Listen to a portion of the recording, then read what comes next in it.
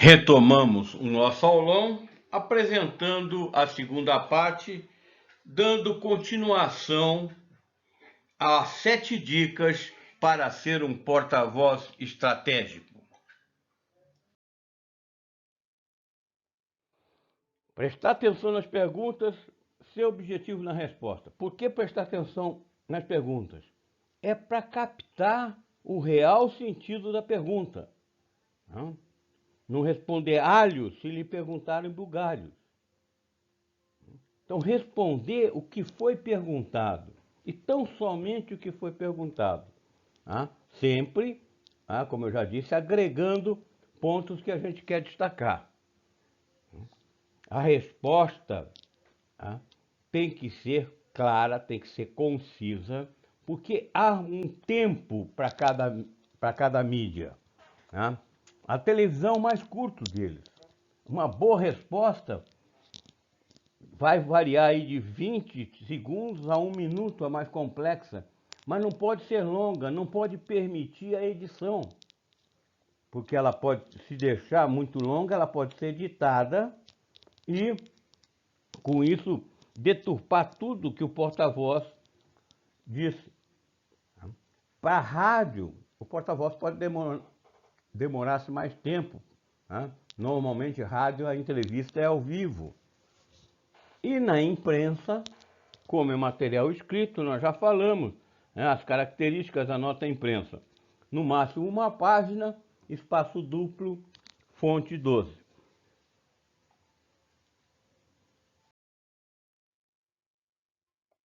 Reforçar os principais pontos. Então, a gente sempre dá um jeito de destacar aqueles pontos que previamente nós elencamos como importantes. Então você responde a uma pergunta, quantas vítimas houve?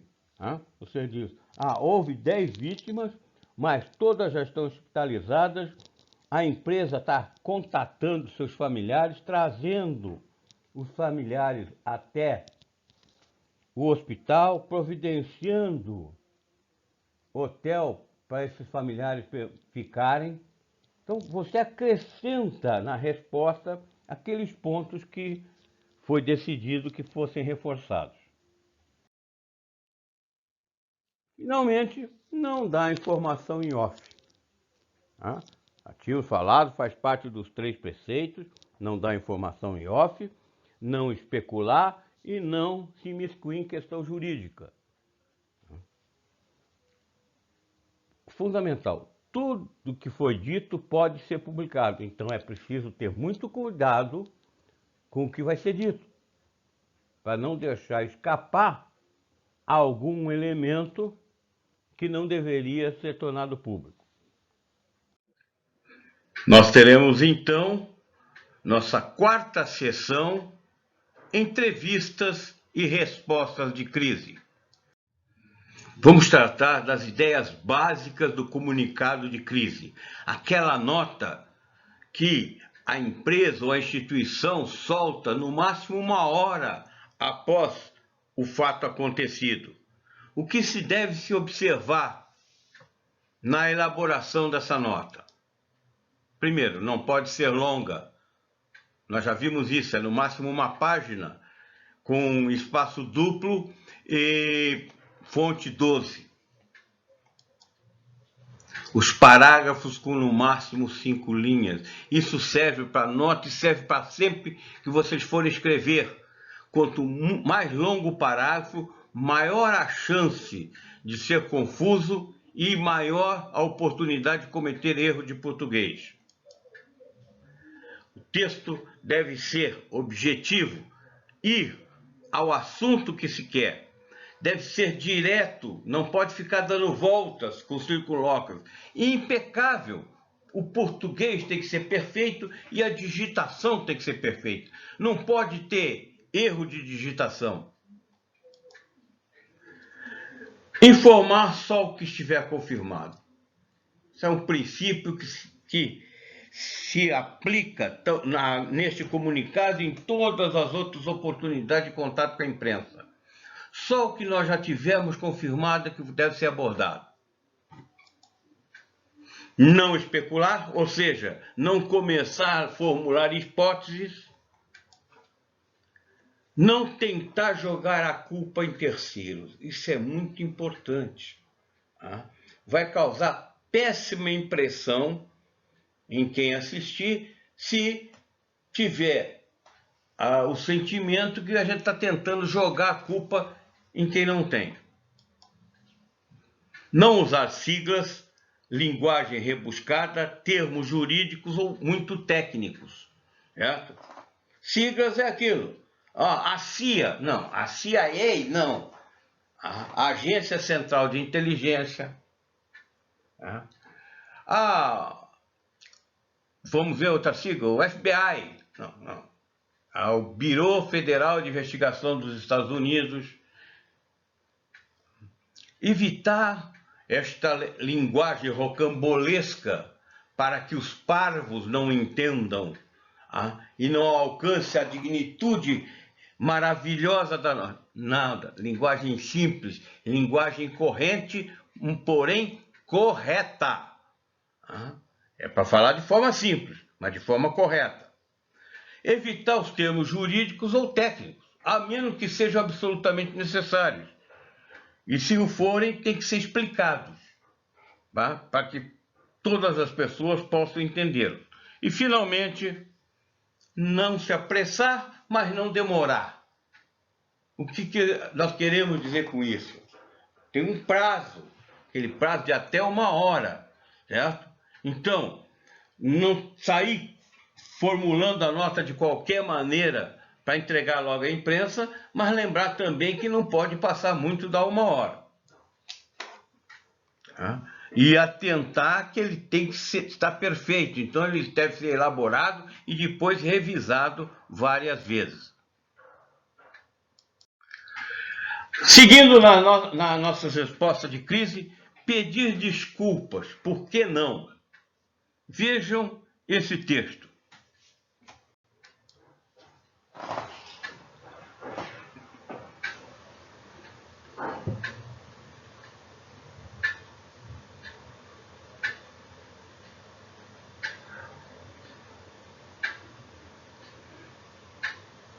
Um texto neste teor mostra ao leitor que a organização está preocupada com o que aconteceu, que realmente sente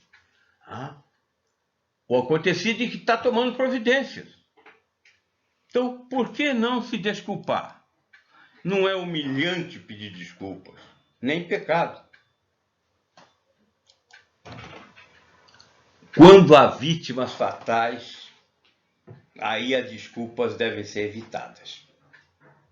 Porque não dá para chegar para a mãe de alguém que morreu e, desculpa porque seu filho morreu. Não tem desculpa. Não dá para usar desculpas se morrer gente. Se a vítima buscar apoio do jurídico da empresa, porque uma palavra maldita, uma palavra maldita, certo? Mal colocada, pronunciada fora do lugar, pode complicá-la na frente. Pode, não se esqueçam que o porta-voz é a voz e o rosto da empresa. Então, o que ele diz é a empresa que está dizendo. Se ele disser, nós vamos indenizar todas as vítimas, é a empresa que está dizendo isso. Então, o jurídico tem que dizer para ele, não, nós vamos indenizar as vítimas do acidente. Quem teve casa destruída, etc., nós vamos reconstruir as casas. Então, o jurídico tem que opinar nessas horas. Pedir desculpa e não fazer nada, não adianta. Só pedir desculpa não resolve. Perdão. Só pedir desculpas não resolve. Tem que agir também, tem que fazer alguma coisa no sentido de reparar o erro.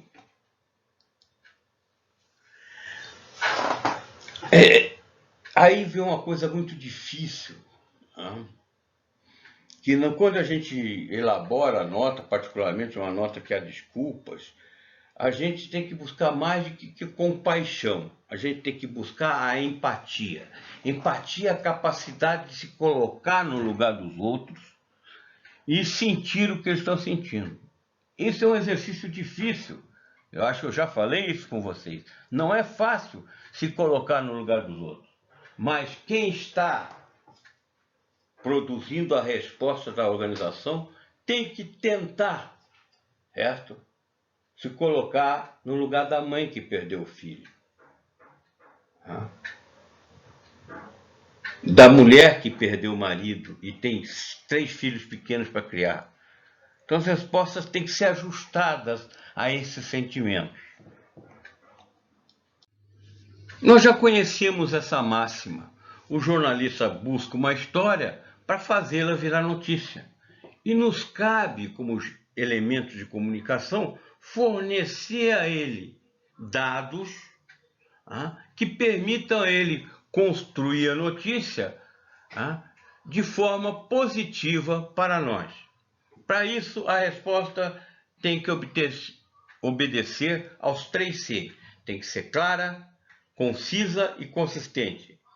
Ela é clara quando qualquer um que a lê ou a escuta a compreende. Ela é concisa quando ela diz muito em poucas palavras. E ela é consistente quando os fatos ali narrados correspondem à verdade. Para isso, deve responder a uma série de perguntas. Então, a nossa informação deve conter resposta a essas perguntas que nós vamos ver. O que aconteceu? Quando ocorreu? Por que ocorreu? Quem foi afetado? Houve feridos ou mortos? Informação importante para constar. Já aconteceu antes?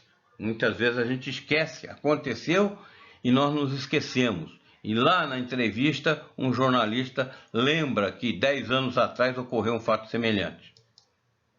O que está sendo feito? Houve prejuízo ao erário? Erário é a coisa pública, é a fazenda pública. Nós somos um órgão público, tem que esclarecer se houve prejuízo ao erário. Como será resolvido? Quem são os responsáveis? E aí é importante lembrar que a causa de um acidente e a responsabilidade normalmente são definidas por perícia. Então nós não devemos antecipar, nós não devemos especular. Sempre dizendo que os laudos periciais é que vão responder a essas perguntas. O que é que deu errado? Com isso, nós temos um quadro que responde às perguntas, que informa o que se passou. Propositadamente, eu deixei de colocar uma pergunta. Olhem essa lista, tente imaginar qual é.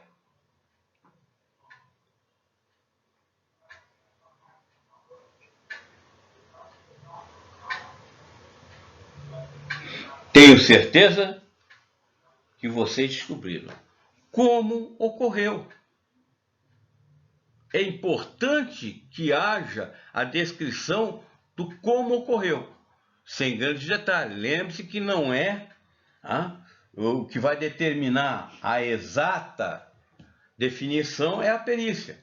Mas você pode dizer, um dos veículos saiu para a contramão e chocou-se contra o outro que vinha na direção contrária. Você não disse qual deles fez isso. Isso quem vai dizer é a perícia. Você disse a explosão na caldeira ocorreu provavelmente por excesso de pressão dos gases.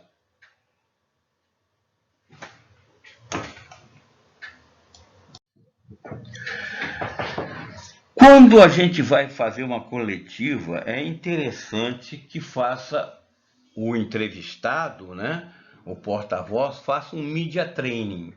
O media training é um treinamento da entrevista feito com gente da área de comunicação que vai não só ver as respostas a serem dadas, mas a forma de dar essas respostas. Há técnicas, já falei isso para vocês, cada meio tem uma técnica. Tá? Mas quando isso não é possível, não há tempo, a gente faz um Q&A, Question and Answers. Tá certo, Camila? Aqui no nosso português, uma série de perguntas e respostas. Ou seja, nós reunimos gente da empresa que conhece o problema, pode ter resposta, gente de comunicação se houver, e começa a elaborar todas as perguntas possíveis que os repórteres podem fazer, para depois elaborar respostas a essas perguntas. E o entrevistado começar a estudá-las para memorizá-las e estar bem preparado. Por quê? Preparação é a primeira coisa que a gente vai fazer. Essa preparação é exaustiva. Essa preparação depende do tempo que se tem disponível e pode implicar em virar à noite. Se a entrevista vai ser no dia seguinte, todo esse trabalho de formular as perguntas e procurar a resposta demanda um certo tempo.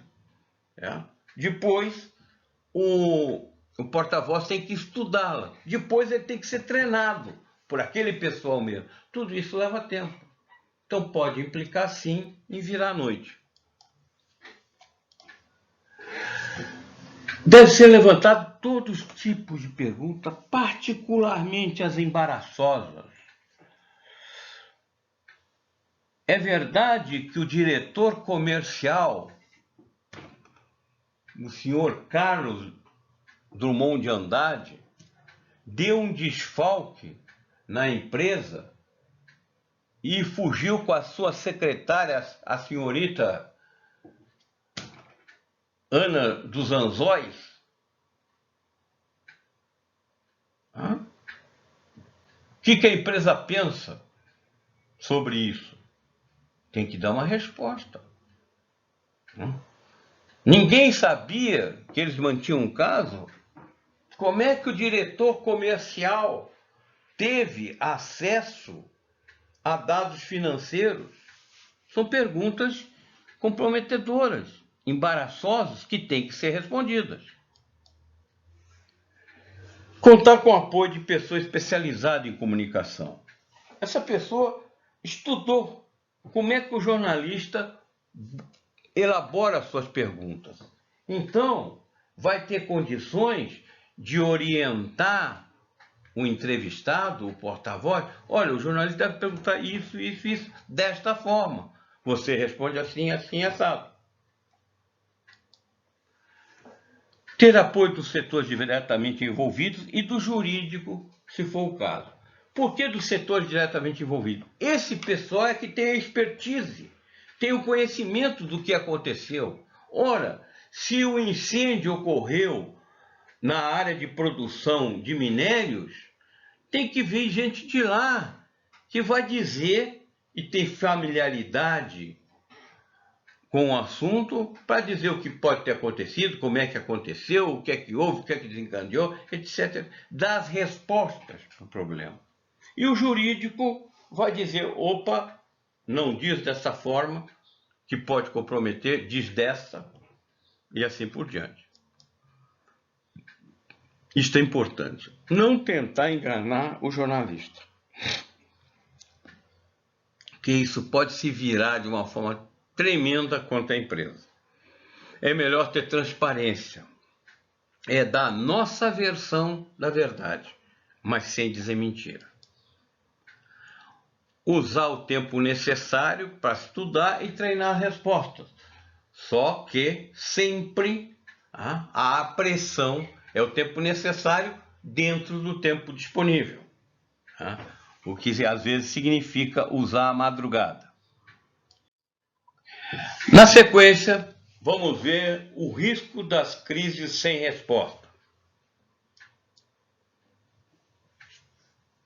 Não cabe mais nos dias de hoje alguém com essas expressões nada a declarar, sem comentários, fugindo dos repórteres.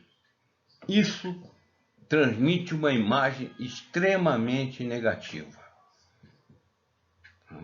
Se não tiver nada para informar, diga, no momento nós não podemos informar nada. Nós estamos apurando e em pouco tempo informaremos vocês. Ponto. Já é uma resposta, mas não um sem comentários.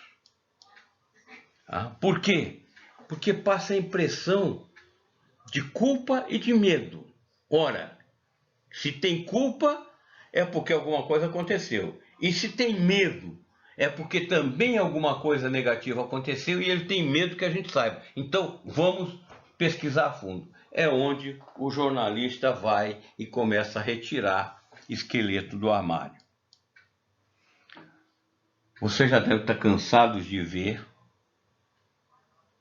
quando uma pessoa é presa, que ela faz o possível para esconder o rosto. Coloca capuz, puxa a camisa, faz o que der para esconder o rosto. Então, já ficou marcado, esconder rosto é coisa de bandido. Ora, se o empresário esconde o rosto com o jornal, com a pasta baixa, ele está passando ideia de culpa, está passando a ideia que é bandido. Então não pode esconder o rosto. Tem que saber que ele está exposto e tem que conviver com isso. Advogado sendo porta-voz só quando o assunto for eminentemente jurídico.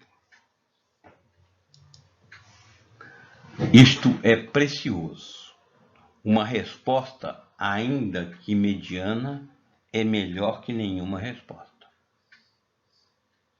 A falta de resposta, como eu já disse, pressupõe culpa. Nós temos que ter alguma coisa a dizer. O que é a reparação da mídia? É a mídia corrigir algo que publicou errado. O pedido dessa reparação tem particularidades que nós vamos tratar agora. Primeiro, ter critério para pedir. Não pedir por qualquer coisa. Não pedir por um fato que cabe à interpretação que a mídia deu. Alguma coisa que não está bem definida, então pode ter várias interpretações. Então, pedir por aquilo que realmente está errado. Às vezes, o melhor a fazer é não fazer nada. A gente tem que pesar bem quando é que vai entrar com o pedido de reparação. Porque a nossa organização pode estar de forma periférica naquela notícia. E um pedido de reparação pode incrementar a crise e trazer a empresa para o centro dos acontecimentos. Sempre tenho isso com vocês. Às vezes, em comunicação, o melhor é não responder nada. Por quê? As notícias acontecem seguidamente. Então, uma coisa que é notícia hoje, amanhã é esquecida. E o povo tem memória curta. Não reclamar por filigrana. Ou não reclamar por coisa pequena. O nome da empresa é com Y, não é com I. Não, que vai ficar marcado como uma organização que fica enchendo o saco. Deixa para reclamar quando a coisa for realmente de porte. Quando pedir a reparação, tem que dizer o que está de errado na notícia. E não falar assim de um modo geral. Olha, a empresa acha... Não. Tem que dizer, ó, isso aí que vocês publicaram está errado por isso e por aquilo. Que aí o órgão de comunicação que vai receber esse pedido de reparação vai levar a sério. Negociar uma resposta é sempre melhor que tentar retalhar o órgão de comunicação ou ameaçar. Vocês devem já ter notado que os órgãos de comunicação são bastante unidos. Um episódio que aconteça com um, todos se manifestam. Então, nós podemos potencializar uma crise por nada. Saber que a publicação séria não gosta de passar erros. Então, ela vai publicar a correção sim. O problema é que ela vai publicar onde ela quer. Então, às vezes, o jornal publica uma coisa com manchete enorme, uma página inteira com a notícia, e quando vai fazer a reparação, publica lá na 5ª página, lá embaixo, um quadradinho "erramos". É normal isso. Não adianta querer ficar bravo. Querer que o jornal dê o mesmo destaque, o órgão de imprensa dê o mesmo destaque, porque ele é dele. A opção de onde colocar, a menos que haja uma ordem judicial. Aí não. Aí normalmente o juiz manda publicar nas mesmas circunstâncias do que foi errado. Só que a ordem judicial leva tempo, tem uma série de inconvenientes. Mas não é uma coisa a ser descartada. Vamos falar agora um pouco de tudo. São dicas que se aplicam a várias situações.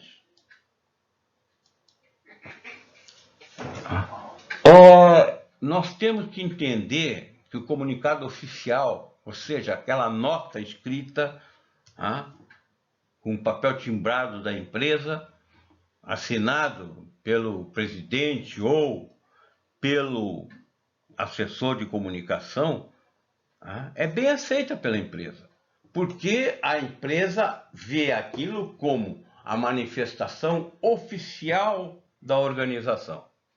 Então, também não se preocupem. Nós vamos pedir nota, eles não vão querer. Vão sim, vão aceitar numa boa. Omitir seu erro. Nós já falamos que é melhor uma resposta mais ou menos que uma não resposta.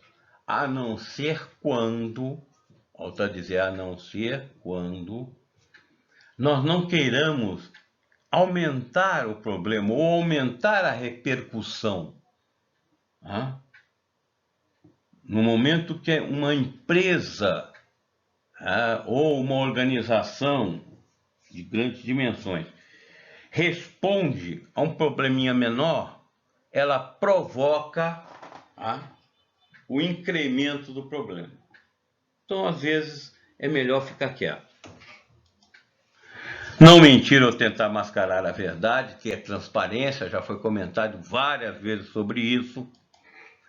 Não se esquecer da comunicação interna. Os nossos empregados são importantes agentes de comunicação, ainda mais agora na época das redes sociais. Eles poderão ser agentes de comunicação se estiverem bem orientados, se receberem informações. Cuidar de blogs e redes sociais. São elementos de informação importantes agora. Então, e para cuidar disso aí, cuidar da repercussão nessa área, tem que ter ferramentas específicas, ferramentas de busca, que ficam procurando o Facebook. Você coloca palavras-chave, ela fica procurando no Facebook, no Instagram, no Twitter, se foi publicado algo a respeito. E aí traz o conteúdo. Então, tem que cuidar. Então, e tem que empregar essa ferramenta, porque isso é um mundo tão vasto que só realmente com um meio informatizado tu consegue captar. Captar para quê? Para saber se responde, para saber como o público está encarando aquele problema da empresa. Então, às vezes não é para responder. Alguém lá no Facebook publicou que a sua organização demitiu injustamente o fulano de tal, porque ele era líder sindical. Muito bem. Às vezes não é para responder, porque o sujeito foi demitido por faltar ao serviço, por ter cometido erros, mas para saber como é que o público está respondendo. Está havendo muito comentário, muito likes. Poxa, peraí, não, nós temos que responder. Aí o assessor de comunicações entra lá e diz, não, ele foi demitido porque cometeu isso. Ou, se não está havendo muita reação, melhor deixar como está. Isto aí é importante. Informação que é sigilosa não pode ser passada. Não pode passar informações sigilosas, porque são sigilosas. Se alguém decidiu que aquela informação é de acesso restrito, é porque razões há. Então não cabe passar a jornalista informação sigilosa. E tão grave quanto não dar a resposta é dar de maneira errada. Como é que a gente dá uma resposta de maneira errada? Saindo correndo quando os repórteres se aproximam, tentar arrancar a câmera da mão do cinegrafista ou do fotógrafo, empurrar o repórter que está fazendo uma pergunta. Isso aí reflete muito, mas muito mal mesmo. As pessoas da organização devem ter preparado já no plano de comunicação o que fazer. Não quer encontrar com a imprensa, tem que sair para um local que não seja controlado. Mas não fazer isso. Isso aí é o fim da picada em termos de comunicação. Uma agressão aos profissionais da imprensa, porque eles se juntam, vocês já viram isso, há manifesto de todas as associações dele, todos os órgãos publicam, ou seja, leva a crise a um ponto lá em cima, às vezes por um problema muito pequeno. A partir de agora nós vamos tratar das entrevistas e particularmente como o porta-voz ou entrevistado deve se preparar. A primeira dica é justamente sobre a preparação. Nós já falamos a exaustão sobre isso. O entrevistado não pode ir de sangue doce, ele tem que estudar o que aconteceu, as circunstâncias, as peculiaridades da organização que ele vai representar.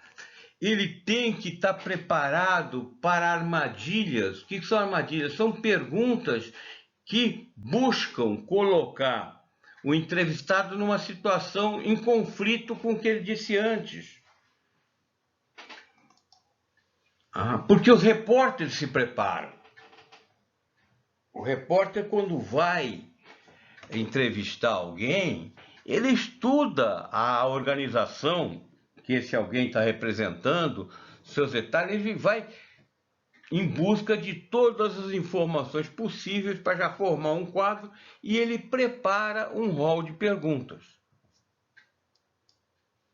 Quanto ao local das entrevistas, no caso, seja a entrevista exclusiva, seja a entrevista coletiva, o local tem que ser agradável, com ar-condicionado, com cadeiras confortáveis, se possível, com tomadas à disposição. Muitas vezes o pessoal precisa conectar as câmeras à tomada para carregar a bateria, ou mesmo carregar a bateria do notebook.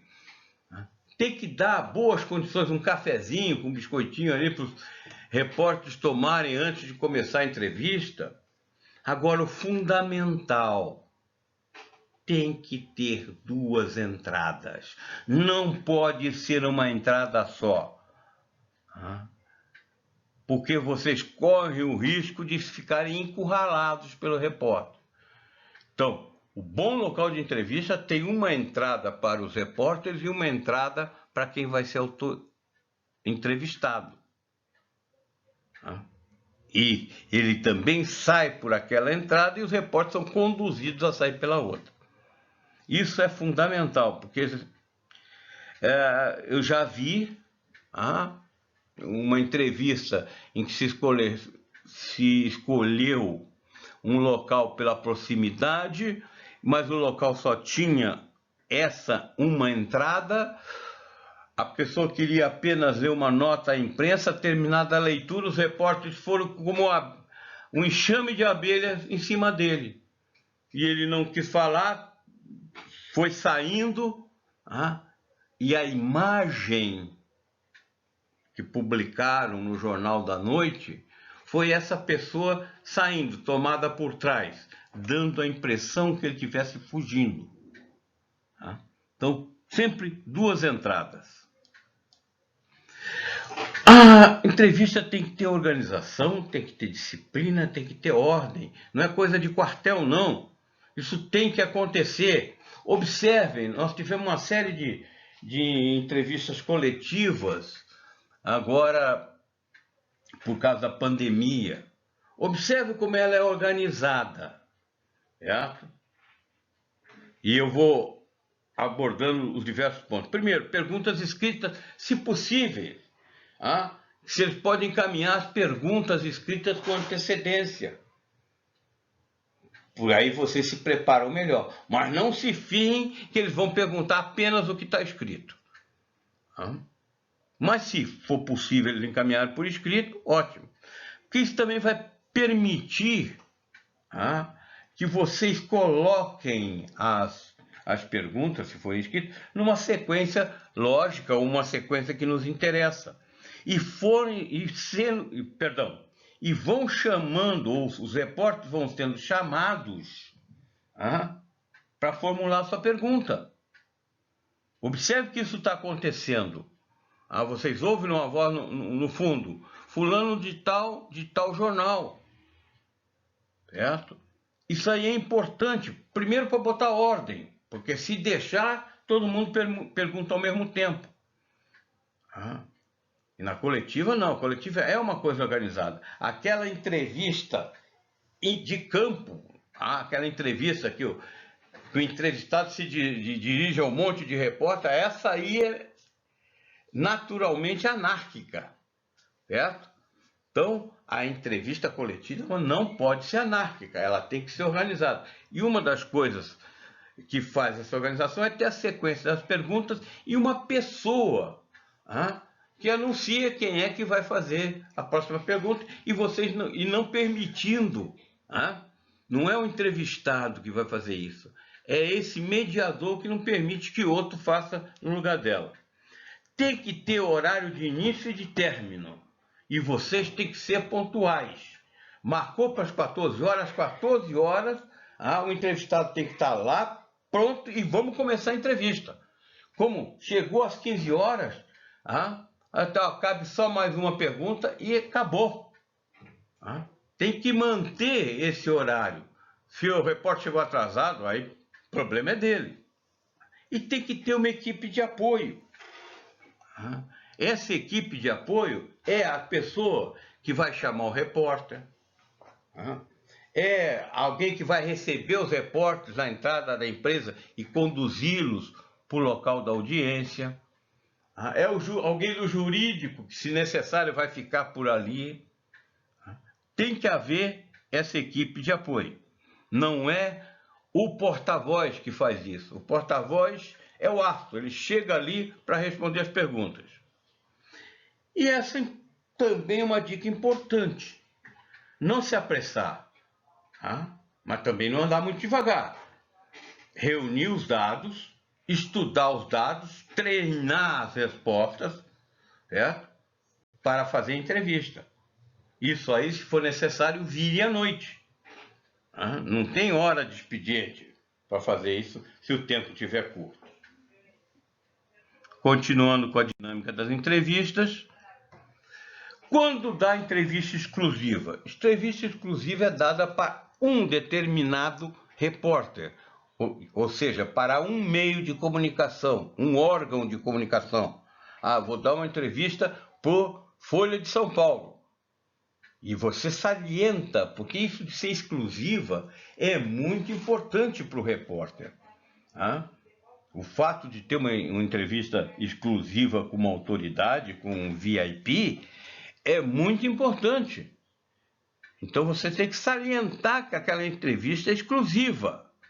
Tá? E por que eu estou botando aqui não gaste pólvora com chimango? Ora, se é exclusiva e você não pode dar aquela entrevista para mais ninguém, não há gafe pior ou erro pior que esse da imprensa, você dá uma entrevista dizendo que é exclusiva e depois pega aquelas informações e fornece para outros jornalistas.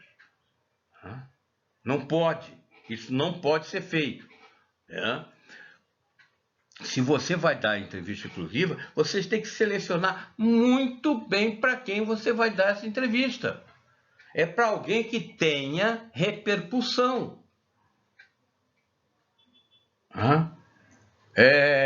Por exemplo, você quer dar uma entrevista exclusiva, vai pegar um jornal de alcance nacional. Vai ver uma Folha de São Paulo, no estado de São Paulo, um Globo. Não, eu quero repercussão só aqui no estado. Então, vamos procurar o Sul, o Diário Gaúcho, o Correio do Povo, certo? Não dá para fazer com o jornalzinho de Bagé, com Cidade aqui de Uruguaiana. Vou dar uma entrevista exclusiva para Cidade. A repercussão é mínima. A menos que eu me interesse para ter uma repercussão só aqui em Uruguaiana. Mas nós estamos falando em casos que a repercussão é grande. Então, lembre-se sempre, entrevista exclusiva tem que valer seu preço. E o assunto tratado na entrevista exclusiva não pode ser passado ou repassado para outros jornalistas. Não despreze o pequeno. Acabei de dizer, escolhe a Folha. Sim, não desprezar o pequeno é você também convocar o pequeno para entrevista coletiva. Quando convocar para uma coletiva, mande para os jornais grandes, mas também mande o convite para os jornais pequenos. E de repente é ali que se publica alguma coisa que vai repercutir favorável ou desfavorável favorável ou desfavoravelmente para a organização. Quando levar o CEL, o presidente da empresa, o proprietário, a autoridade mais alta da instituição pública, isso tem que ser muito seletivo. Lembrar que o CEL não está preparado para entrevistas, mas há determinadas entrevistas que a presença dele é muito interessante. Quem vai saber isso é o pessoal de comunicação da empresa ou da instituição. Particularmente quando é para anunciar notícias boas, para anunciar o fim da crise. Aí a presença do CEO é muito requerida.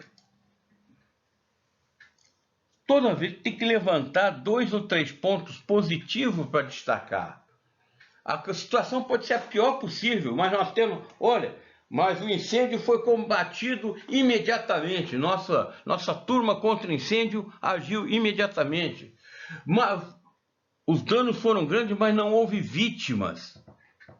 A vítima, houve vítimas, mas foram imediatamente atendidas, estão no hospital e passam bem. Então, tem que levantar, ainda que a desgraça seja grande, pontos positivos que você, durante a entrevista, vai repetidamente destacar.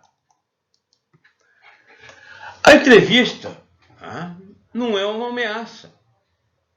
Pode sim ser uma oportunidade para a organização apresentar a versão dela. Então tem que ser vista como uma oportunidade. Nós já falamos, o jornalista não é o inimigo. Nós não podemos agir como ele fosse o inimigo. Ele não está só interessado em coisa ruim. Mas nós sabemos que a coisa ruim é que dá notícia. Então, temos que agir de acordo. Eu falei lá atrás que uma coletiva precisa de equipe. Tem que ter o porta-voz, tem que ter o controlador, aquela pessoa que vai chamar o repórter da pergunta da vez, que vai organizar as perguntas, que vai controlar o tempo, que não vai deixar um repórter perguntar e daqui a pouco a respondida ele pergunta de novo porque ele está com o microfone. Isso é muito comum. Não vai deixar o repórter, ele é chamado para fazer uma pergunta, ele formula 5. Tudo isso o controlador tem que intervir. O porta-voz não pode se desgastar para isso. Tem que ter um assessor, aquele cara que vai receber a imprensa lá embaixo e conduz o pessoal da imprensa para o local da entrevista, que quebra os galhos ali na hora. Departamento jurídico, já foi comentado, quando o tema exige. Aí o departamento jurídico acompanha a entrevista. E, assim, sempre o que é bom vem por último, lembrar que uma entrevista ruim pode pôr fogo na crise. Pode fazer probleminha virar problemão.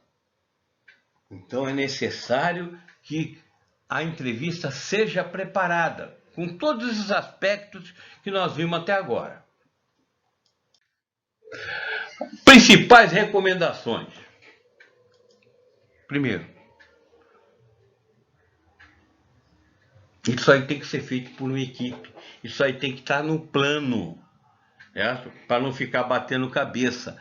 Aconteceu, houve feridos, vai uma equipe, de preferência se a empresa dispuser de assistente social ou de psicóloga, com a psicóloga, à casa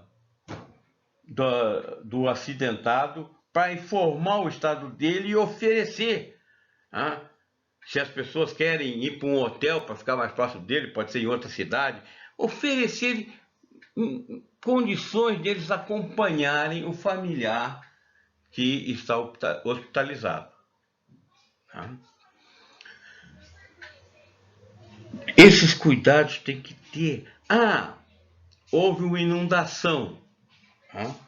A barragem da empresa se rompeu e inundou, atingiu um bairro.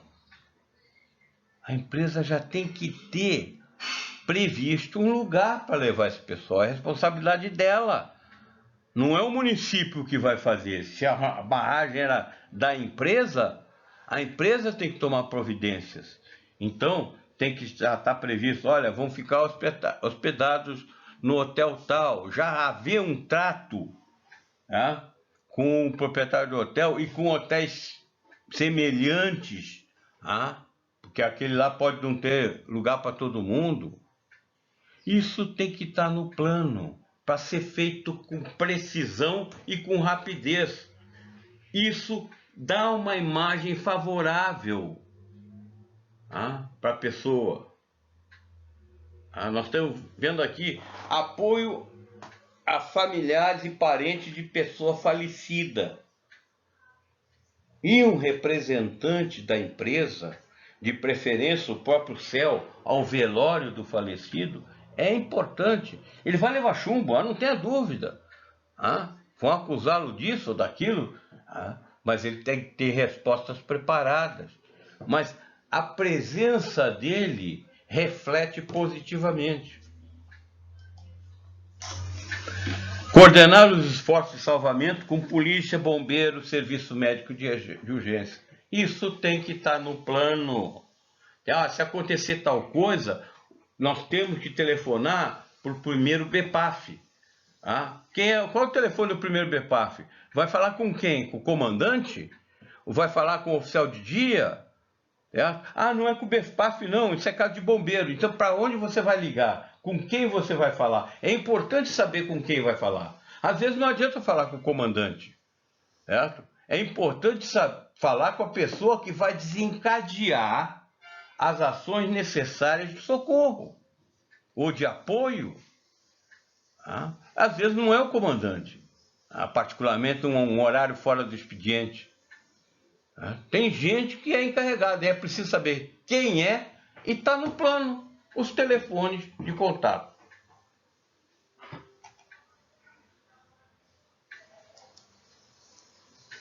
Providenciar a informação precisa, ou seja, nós já vimos que a informação precisa é aquela informação que reflete a realidade, e tempestiva, ou seja, dentro do tempo, não se atrasar.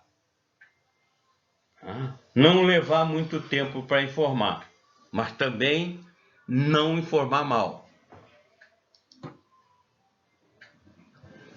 Apoiar agências de investigação na coleta de dados.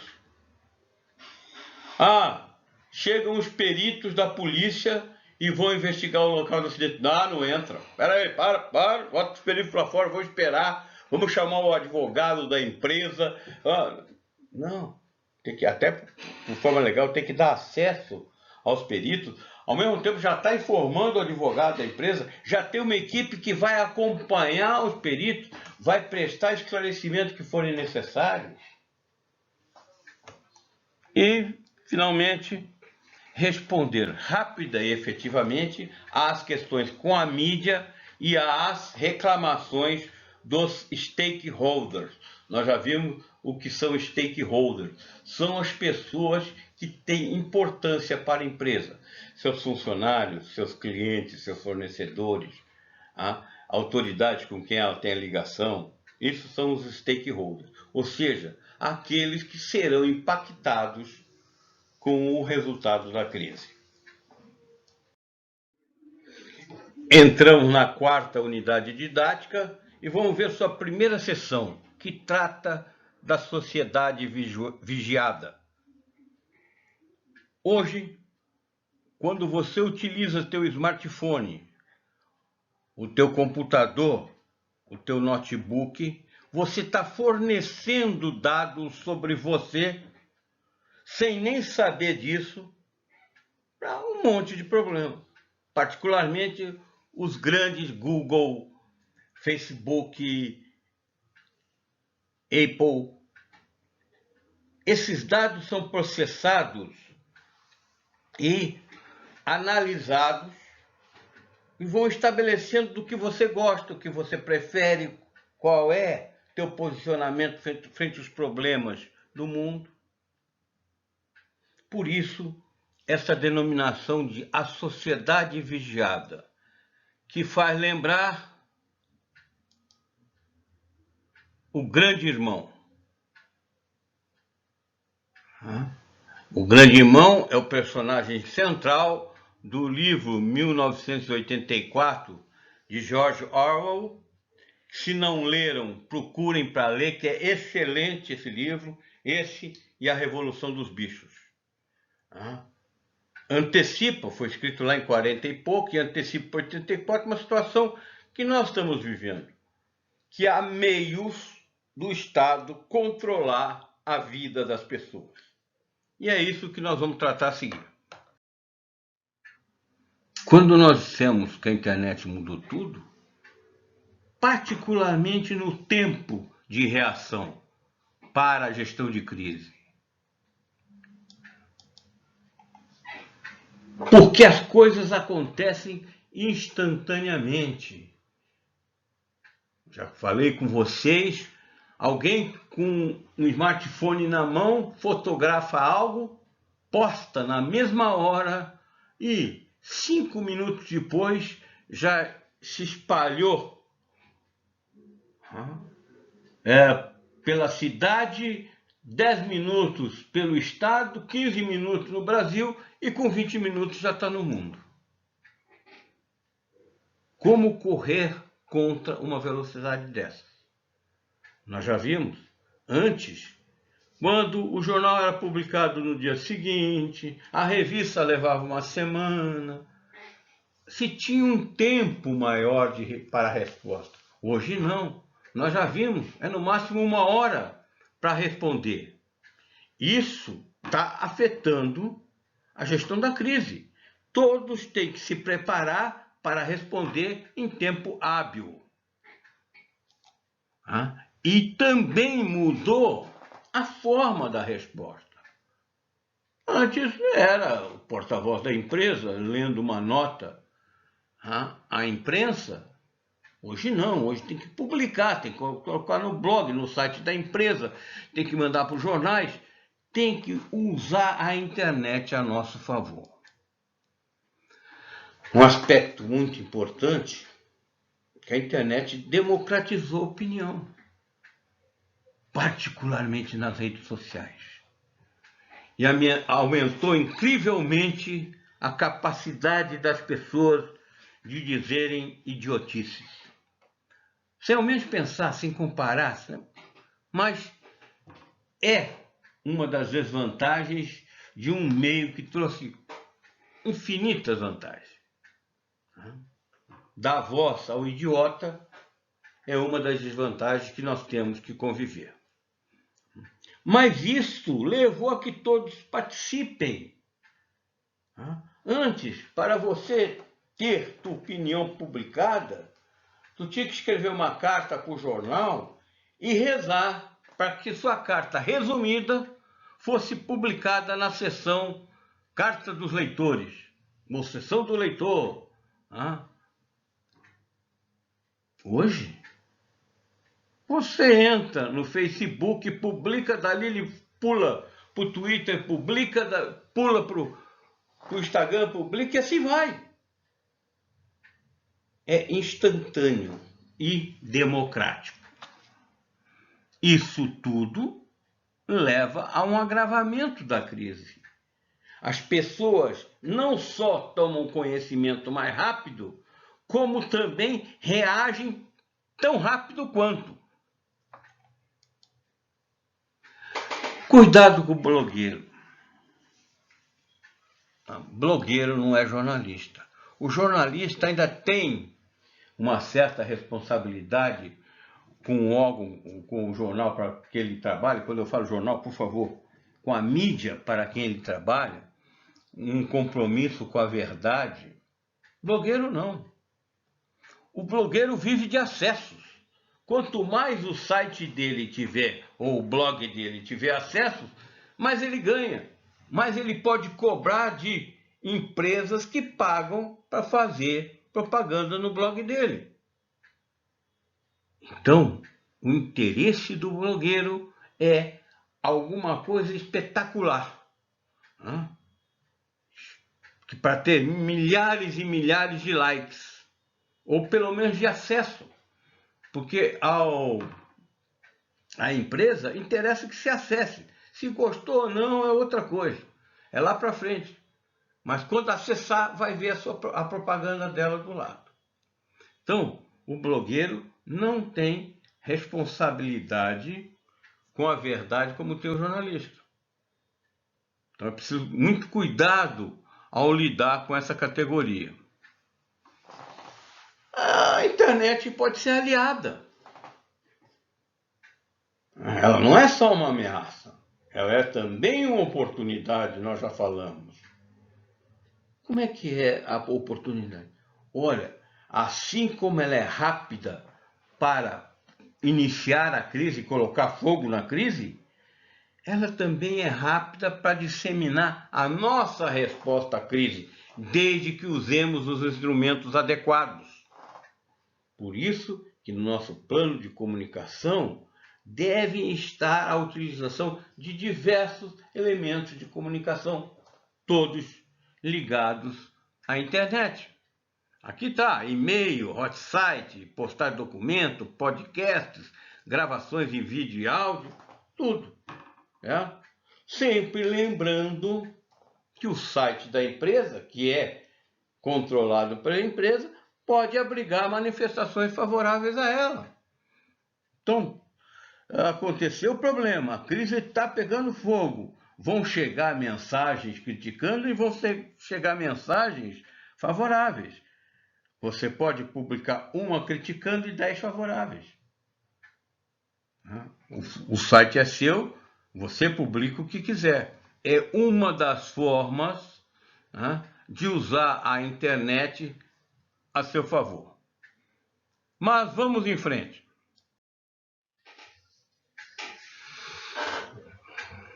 Como a gente pode usar a internet a favor da empresa? Começar usando o site. O site da empresa é ótimo instrumento de comunicação. Eu já disse que os jornalistas, quando há uma crise, a primeira coisa que eles procuram para se informar é o site da empresa. Então, é ótimo lugar para alojarmos lá os nossos comunicados à imprensa. Não é o único meio, mas é um ótimo meio. Porque não só o jornalista vai, o próprio público também procura o site da empresa. Agora, esses nossos comunicados seguem vários cuidados que nós já falamos, mas nunca é demais reforçar. Tem que espelhar exatamente o que está havendo. Não especular. Se você não sabe, não diga. É melhor dizer, estamos investigando, estamos pesquisando, estamos fazendo... mas não minta, porque a mentira tem perna curta e causa um efeito contrário terrível. É importante dispor de um serviço de monitoramento. O que esse serviço de monitoramento faz? Ele tem ferramentas que ficam vigiando as redes sociais. Óbvio, ferramentas cibernéticas. No momento que palavras-chave são citadas, essa ferramenta vai lá e traz o que foi publicado. E aí, um analista vê e decide se é o caso de responder, se encaminha para o gabinete de crise. Aí são várias condutas possíveis. Mas é importante, neste mundo informático vasto, de publicações de todo lado, essas ferramentas são muito importantes, porque vai permitir à empresa responder mensagens negativas e às vezes até modificar os resultados dessa mensagem.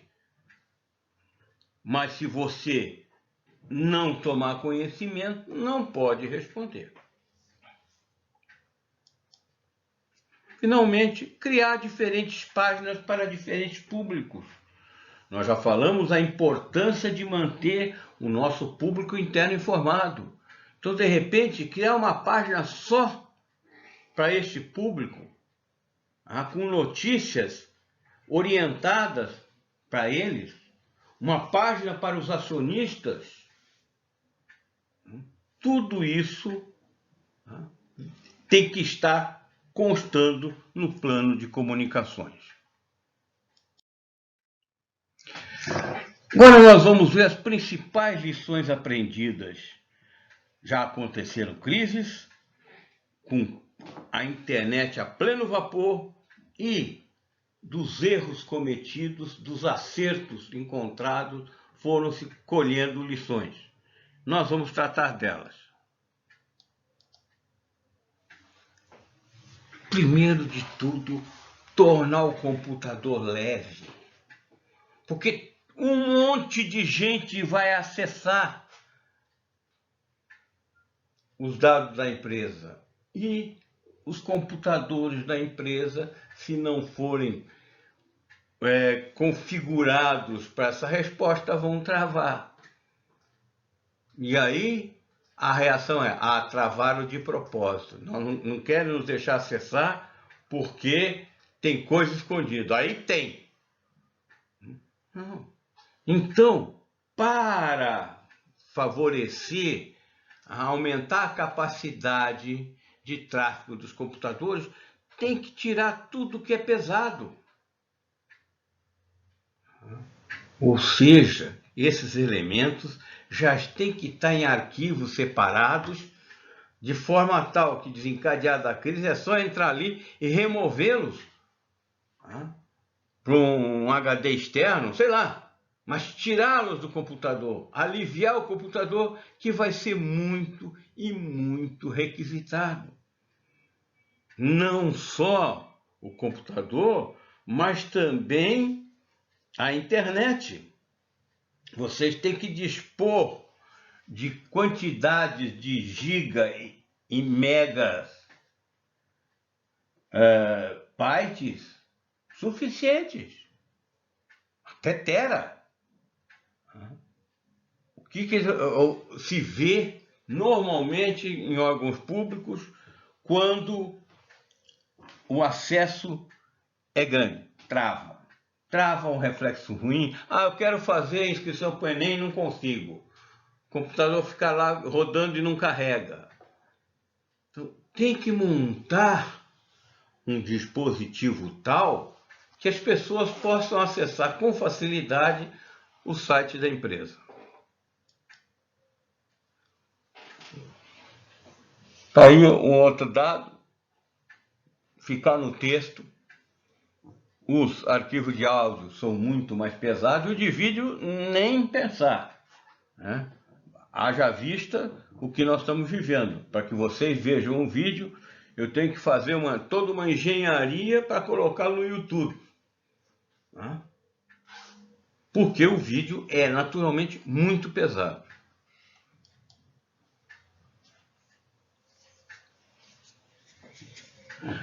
Então, nós já vimos a possibilidade de usar não só o nosso site, mas também outros sites, certo?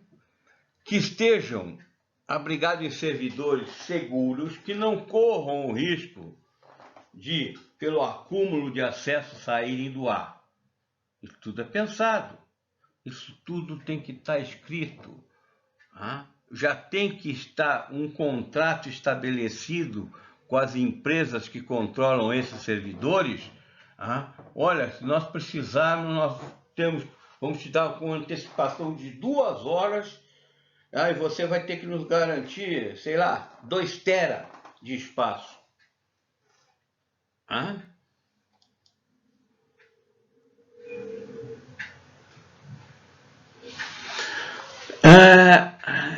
Isso aí, às vezes, pode acontecer quando a divulgação de informações tem um caráter de utilidade pública. A mídia divulga a informação sem cobrar por isso. Aconteceu agora no coronavírus. Vários sites, elementos de imprensa, abriram os seus meios de mídia para acesso geral. Sites que eram pagos puderam ser acessados. Isso aconteceu em vários aspectos, não só para saber notícias do coronavírus, como até ajudar na recreação. Sites de streaming liberaram acesso. Não esquecer que o tempo, nesses tempos de internet, é crítico. Então nós vamos estar correndo contra o tempo. Temos 1 hora para verificar o que aconteceu, elaborar a nota oficial, checar dados e publicar a nota em no máximo 1 hora. Isso tudo exige organização e planejamento anterior. Finalmente, redes sociais são o meio preferido do internauta. Por quê? Porque são interativas, ele não é apenas, se ele acessa um site de notícias, ele é passivo. Ele pode botar lá os comentários dele, tá? Mas as redes sociais são bem mais interativas. O comentário dele gera outros comentários, pode haver resposta no próprio comentário dele. Então é preciso considerar isso quando nós estivermos selecionando os meios a utilizar. Continuando,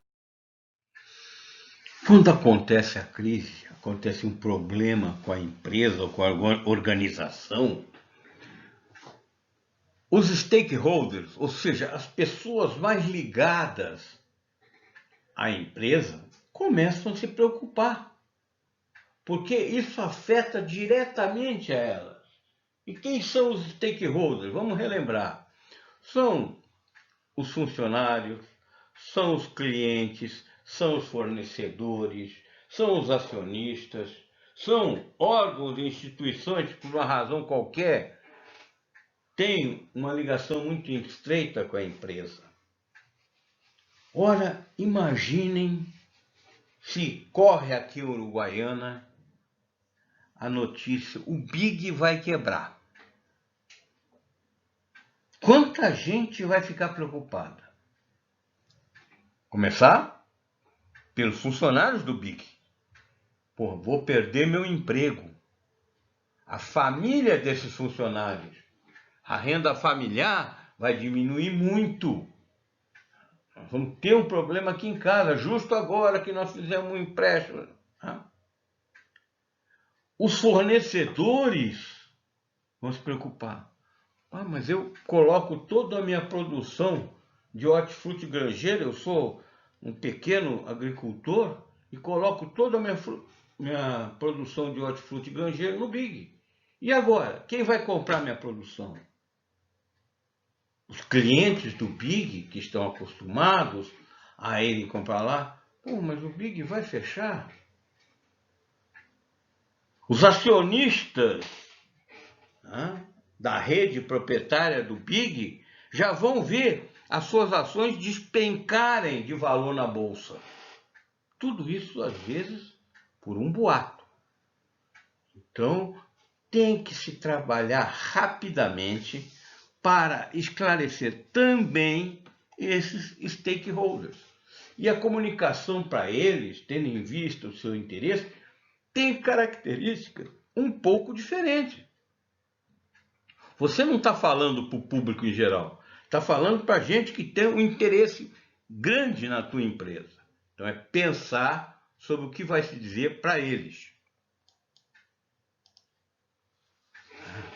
Então é necessário lembrar que o stakeholder não vai estar contra a empresa, contra a instituição. Eles só querem reduzir a insegurança. Se alguém disser, olha, isso é boato, não há nenhum... Eles vão respirar mais aliviados. Eles vão se sentir esclarecidos e apoiados. Aí, se as dúvidas não são esclarecidas, ele vai para a alternativa. Ele vai ali no café da esquina ouvir qualquer um palpitar, e aí quanto mais trágico o palpite, parece que tem mais foro de verdade. E é onde entra a rádio peão e a rádio corredor. É o boato, é a fofoca. A rádio peão funciona no chão de fábrica e a rádio corredor na administração. Vocês têm que ter gente para ouvir essas rádios, para se inteirar dos boatos que estão correndo entre os empregados. Telefonar para os clientes, para os fornecedores, saber o que eles estão pensando. Vocês têm que tomar cuidado porque são fontes poderosas de produção de boatos, às vezes sem fundamento, a rádio peão e a rádio corredor. Se houve um acidente e houve vítima, essas vítimas podem se unir. Não só para ter mais força, para ter mais preponderância, como para buscar mais informações. Então, se for criada uma associação dessa, é importante até apoiá-las.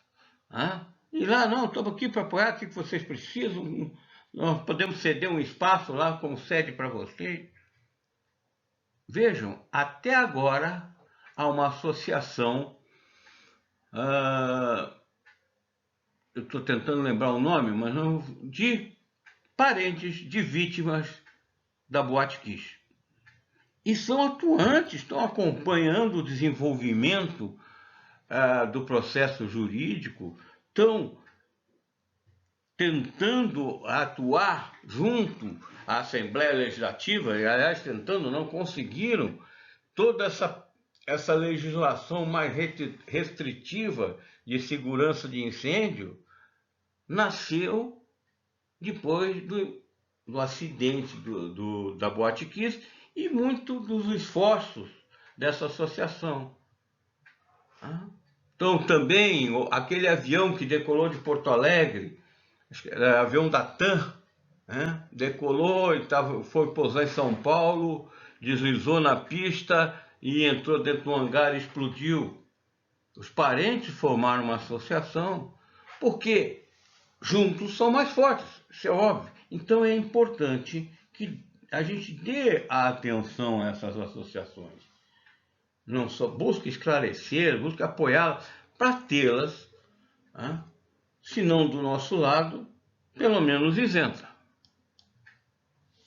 Se houver vítimas, assuma a responsabilidade. Nós já vimos que quando a vítima, tudo fica mais difícil. Certo? Quando a vítima, a pessoa vem em primeiro lugar, não se pode atribuir culpa ao outro. Quando a vítima, tudo fica um pouco mais complicado. Tocamos. Quem trabalha com comunicação tem que ter a certeza que sempre pode haver uma câmera ou um microfone nas proximidades. E evitar o efeito recupero. Robert Recupero era um embaixador de carreira, ministro da Fazenda no governo Itamar em 1994, quando foi conceder uma entrevista num estúdio de televisão. Após a entrevista, os microfones ficaram ligados e ele disse um monte de sinceridades demais, que provocaram reações. Ele perdeu o cargo, mas em compensação ganhou notoriedade, que esse tipo de coisa é agora chamado efeito recupero. Um efeito recupero aconteceu há uma semana atrás. A jornalista Giovanna Morrone, da Rede Globo, estava conversando com o também jornalista Gerson Camarote, da Globo News, e alguém gravou, os microfones estavam ligados. Eu sei que ela falou muito mal do também jornalista e ex-funcionário da Globo, Alexandre Garcia. Muito bem. O Alexandre Garcia, que tem uma publicação semanal via podcast, gravou a resposta. E eu peço a vocês que procurem na internet tanto o que a Giovanna comentou com o Camarote, quanto a resposta do Alexandre Garcia. A resposta dele tem 1 milhão de ensinamentos. Como responder à altura de uma forma educada e cavalheiresca. Ganhou fácil esta crise. Vamos ver então. Nunca fale o que não possa ser publicado. A pessoa que é uma autoridade tem que ter controle do que fala. Porque sempre pode ter o microfone ligado.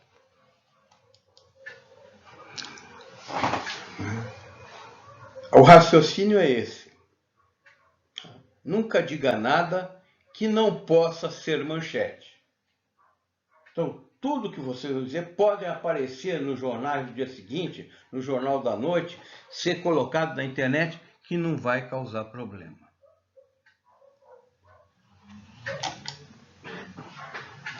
E sempre que for dar entrevista, é necessário lembrar que os microfones podem permanecer ligados. É normal, antes e depois da entrevista, você conversar com o jornalista, para criar um clima de cordialidade. Nesta conversa é que você corre perigo. Tem que lembrar que você está num ambiente que pode ser gravado e que o jornalista é um jornalista. A Wikileaks quebrou aquele tabu da manutenção do sigilo. O Wikileaks é um site que se dedica a levantar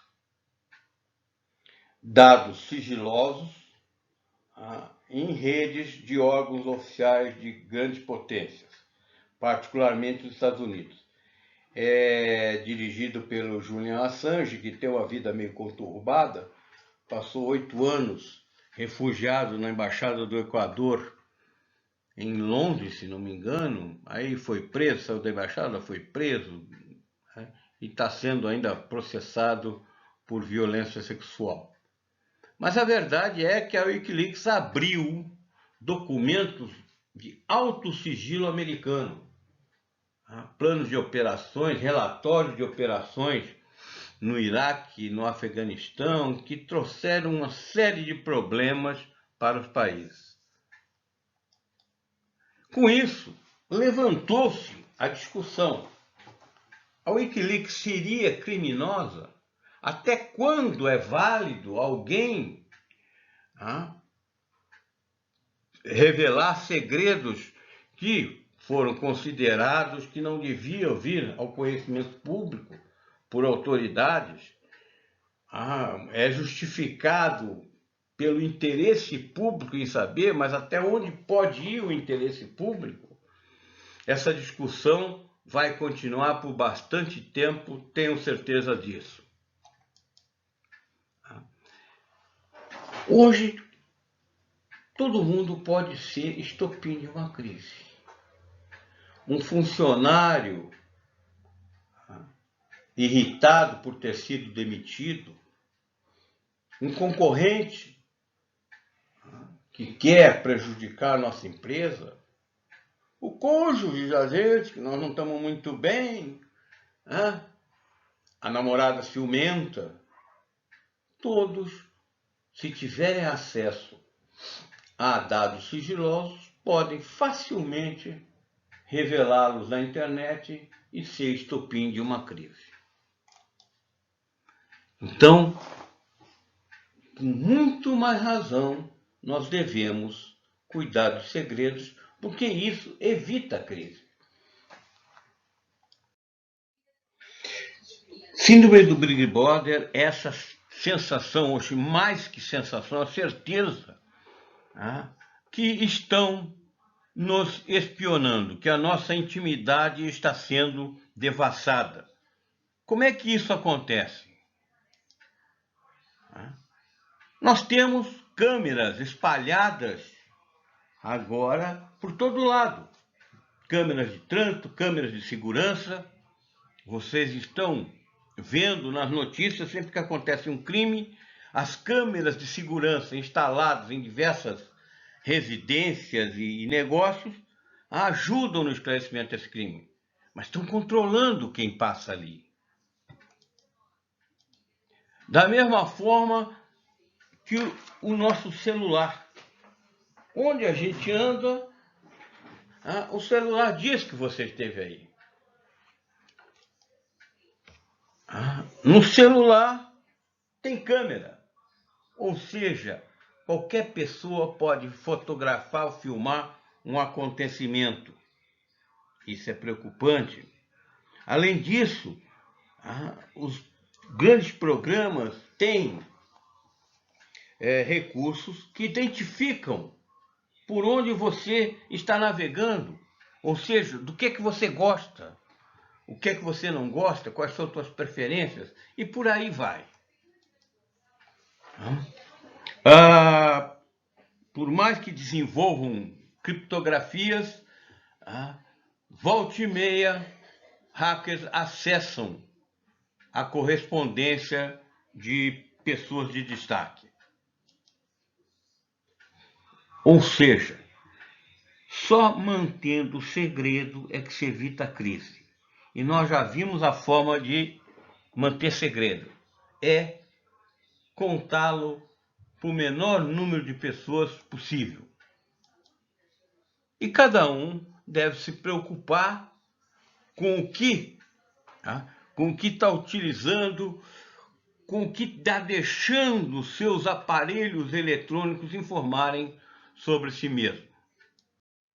Passemos agora à segunda sessão da quarta UD, que trata de fake news e do pós-verdade.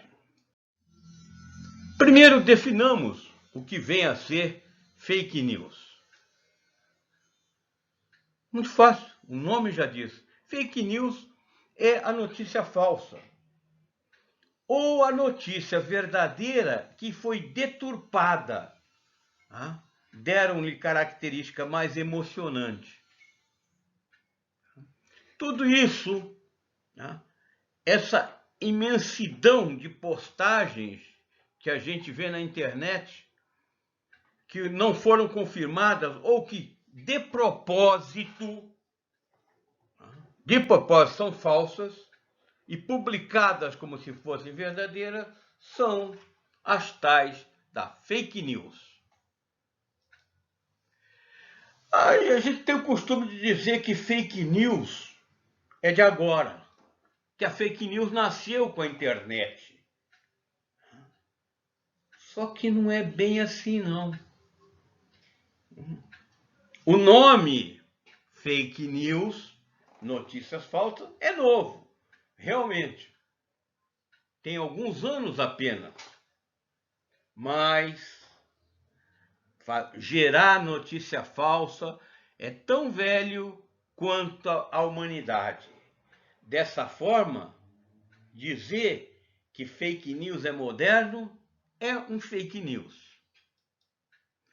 O boato, que é o velho fake news, chamado pelos estudiosos de comunicação da mídia mais antiga do mundo, sempre existiu e sempre vai continuar existindo. Utilizado quando os propósitos, os objetivos não são límpidos, não são nobres, não são republicanos. O boato existe desde o começo da humanidade, quando o homem aprendeu a falar. Garanto que o boato foi criado. Então, nós conhecemos o boato desde muito tempo. Para essas notícias veiculadas na internet é que se passou a dar o nome de fake news. O boato foi oficializado por Júlio César, o imperador romano, que criou uma espécie de diário oficial, que eram as acte diurnae, atas de urna, onde se publicava as decisões do governo. E ele aproveitava para atacar seus adversários e seus inimigos. A fake news, como nós conhecemos atualmente, começou a tomar corpo na campanha para o presidente dos Estados Unidos de 2017, Trump versus Hillary Clinton, em que foi bastante utilizada por ambos os lados. Por que força das fake news? Nós vamos mostrar a vocês a extrema supremacia da fake news contra o fato. Vamos começar. Tem uma probabilidade 70% maior de ser compartilhado do que um fato. Chegam aos usuários 20 vezes mais rápido. Os mais velhos, olha a surpresa, os mais velhos compartilham a fake news mais que os mais novos. E se uma postagem tem potencial para atingir 1000 pessoas, as fake news podem atingir 100 mil pessoas. E são humanos, não os robôs. Esses robôs que são usados, esses softwares que impulsionam fake news, pedem para o ser humano.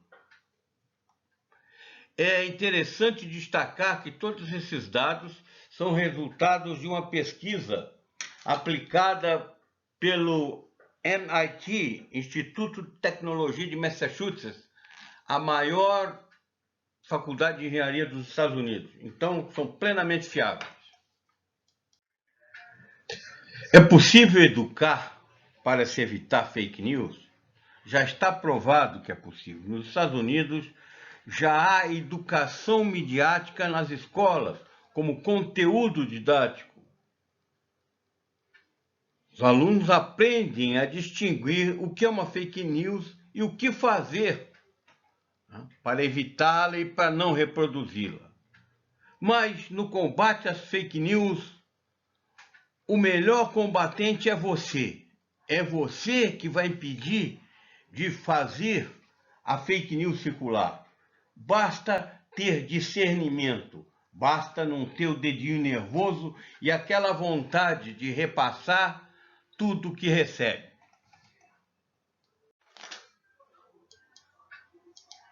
E a pergunta? Na crise, respondo a uma fake news? A resposta para essa pergunta, bastante importante, é depende. Vai depender do quê? Vai depender do assunto que ele está tratando, da intensidade da crise. Nós só vamos responder se a fake news trouxer problemas sérios à crise. Aí nós vamos procurar respondê-la. Caso contrário, melhor deixar que ela morra por si mesma. É a característica dos tempos modernos. Uma fake news aparece rápido, mas também desaparece rápido, porque outras fake news ocupam o lugar dessa primeira. No limite, acionar a justiça, sabendo que com tudo isso você está colocando mais combustível na crise. O grande problema, como reconhecer as fake news? Há várias formas, esta aqui é mais resumida. A primeira coisa a fazer é investigar a fonte da notícia. Quem é que está publicando essa notícia? Porque não vem assim escrito fake news, vem como notícia, como fato. Então nós temos que ir atrás. Quem é que está publicando?